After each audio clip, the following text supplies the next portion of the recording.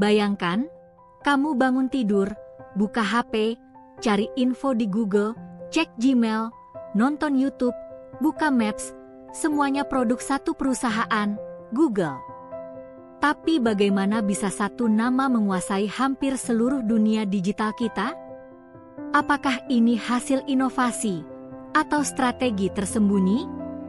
Dan pertanyaannya yang lebih penting, masih adakah yang bisa menyaingi Google hari ini? Dalam video ini, kita akan bongkar fakta mencengangkan tentang dominasi Google dan siapa saja lawan berat yang siap menggulingkannya. Siap? Mari kita mulai. Semua berawal dari sebuah garasi kecil di Menlo Park, California.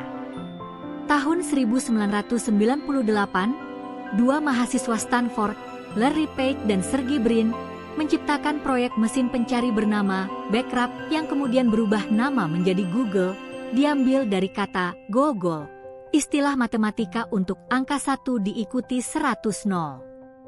Yang membedakan Google dari mesin pencari lain saat itu adalah algoritma revolusioner bernama PageRank yang menilai relevansi berdasarkan jumlah dan kualitas tautan.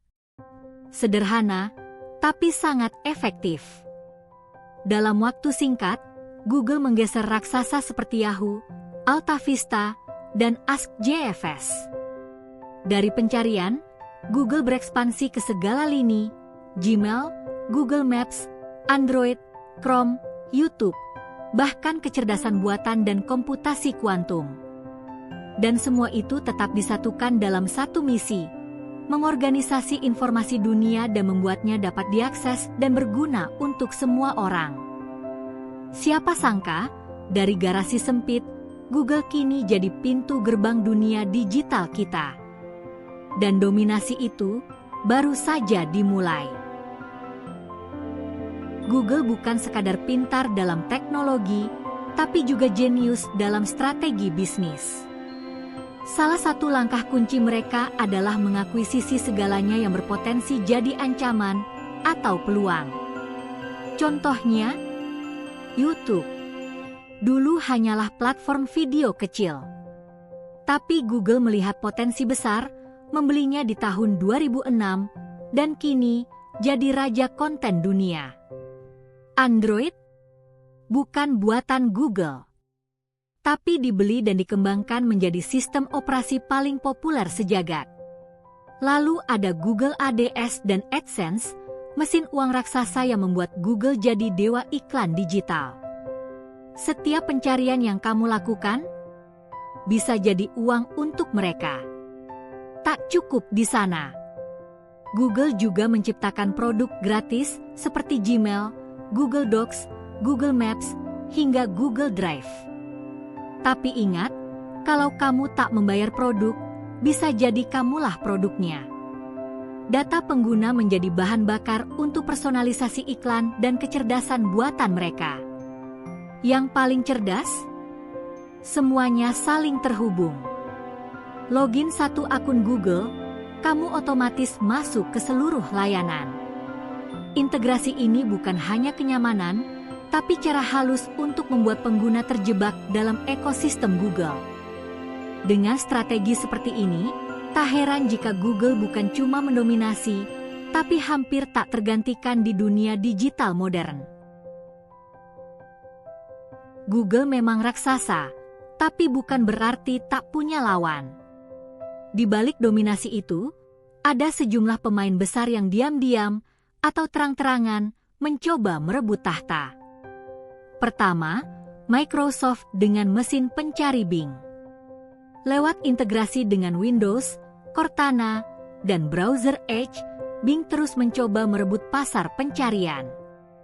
Apalagi setelah integrasi AI lewat ChatGPT di Bing, ancamannya makin serius. Tapi sayangnya, kebanyakan orang masih Google-in segala hal, bukan Bing-it. Lalu ada Apple.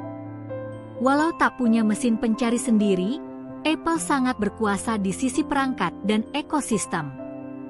Safari adalah default browser jutaan iPhone. Dengan kekuatan privasi sebagai nilai jual, Apple secara perlahan menjauhkan diri dari ketergantungan pada Google. Amazon juga diam-diam jadi lawan berbahaya. Mereka kuasai pencarian produk lewat marketplace dan dominasi di ranah cloud dengan AWS. Google Cloud masih tertinggal jauh. Di sisi lain, muncul pesaing-pesaing khusus. DuckDuckGo menawarkan pencarian tanpa pelacakan. Brave Search hadir dengan janji privasi dan independensi. Baidu di Cina, Yandex di Rusia, jadi penguasa lokal di pasar masing-masing. Namun, meski mereka punya keunikan, belum ada yang benar-benar mengancam dominasi Google secara global. Masalah terbesar pesaing Google bukan teknologi, tapi kebiasaan pengguna. Google sudah jadi default, dan mengubah kebiasaan itu jauh lebih sulit daripada membangun mesin pencari baru. Tapi, dengan munculnya AI dan tekanan regulasi global, medan perang digital ini bisa berubah kapan saja. Meski Google tampak tak tergoyahkan, ancaman besar justru datang dari dua arah, kecerdasan buatan dan regulasi global. Di sisi teknologi, munculnya AI seperti ChatGPT dan Perplexity AI mulai menggeser cara orang mencari informasi. Kenapa repot buka banyak link kalau kamu bisa langsung dapat jawaban instan dalam satu kalimat? Bahkan Google sendiri panik dan merespons dengan meluncurkan Gemini, saingan langsung ChatGPT. Tapi, apakah ini cukup untuk mempertahankan tahta?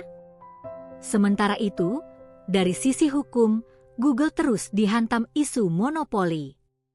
Uni Eropa sudah menggulirkan Digital Markets Act, DMA, memaksa Google membuka ekosistemnya. Di Amerika, gugatan anti-monopoli juga makin serius. Mereka dituduh membayar miliaran dolar ke Apple agar tetap jadi mesin pencari default. Dengan tekanan dari dua sisi ini, masa depan Google tidak lagi setenang dulu. Pertanyaannya sekarang, apakah Google bisa beradaptasi atau justru digulingkan oleh revolusi yang mereka bantu ciptakan sendiri? Tahukah kamu kalau halaman Google dulu hanya berisi logo dan kolom pencarian karena para pendirinya nggak bisa HTML? Atau bahwa kata Google sendiri berasal dari salah ejaan Google, angka 1 diikuti 100 nol? Setiap hari, Google menampilkan logo unik yang disebut Google Doodles untuk memperingati tokoh dan peristiwa penting dunia. Fakta lain yang mengejutkan, 90% pencarian internet global lewat Google. Bahkan kata googling sudah resmi masuk kamus. Dan jangan lupa, Google punya proyek rahasia seperti balon internet di stratosfer, mobil tanpa sopir, hingga komputer kuantum. Google bukan cuma pintar cari informasi, mereka sedang membangun masa depan. Google bukan sekadar mesin pencari, ia adalah arsitek dunia digital kita. Tapi, apakah dominasinya akan abadi?